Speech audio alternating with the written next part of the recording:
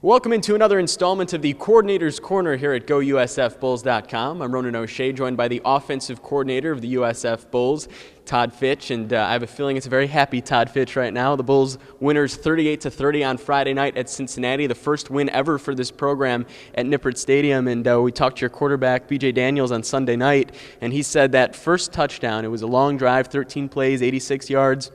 He said getting in that end zone and capping that drive, he felt like the monkey was off his back, that the weight was lifted, and that the whole offense sort of built from that. Did you get that vibe, too, that after they finally got in that end zone, it was easier for them to get the next 31 points?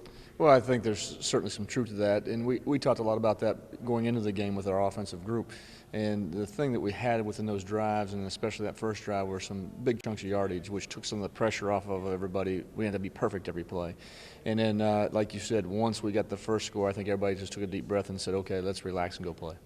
B.J. Daniels, a very efficient night, 13 for 16, nearly 300 yards in the air, 2 touchdowns in the air, 2 more on the ground, and no turnovers. Coach Holt said that this is what he shows you in practice every week. It must be a relief to see him then also translate that to the football field. Well, there's no doubt.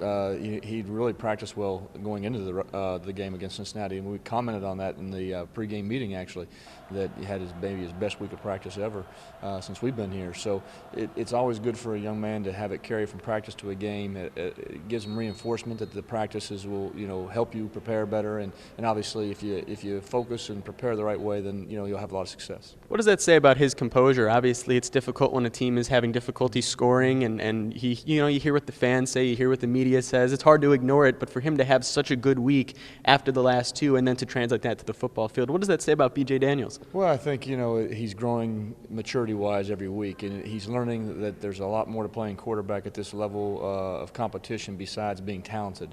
We talked about it in the summer, he and I, one day. There's expectations and outside influences that are going to be more than you ever expect, good and bad. And I think he's learning on the job that you got to kind of stay even keel, listen to what you need to listen to, ignore most of it, and just focus on yourself.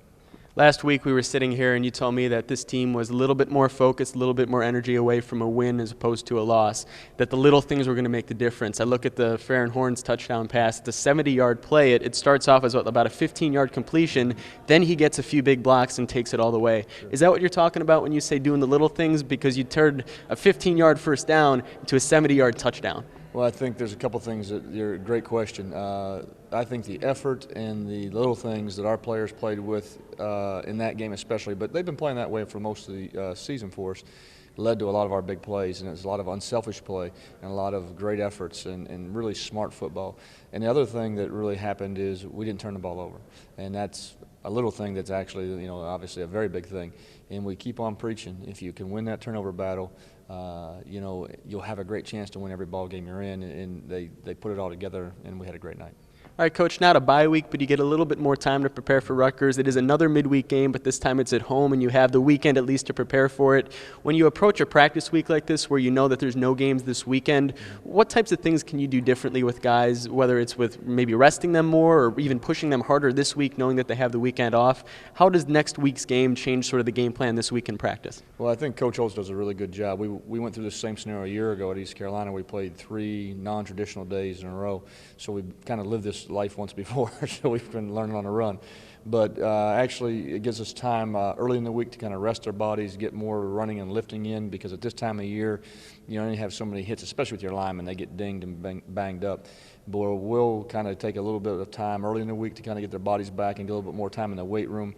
But as we get closer to game day, the 7-day window that you're normally on, which goes through the weekend, we'll be practicing, because you want to get them back in the flow and the rhythm of the offense and defense and kind of tick it down from 7 days out.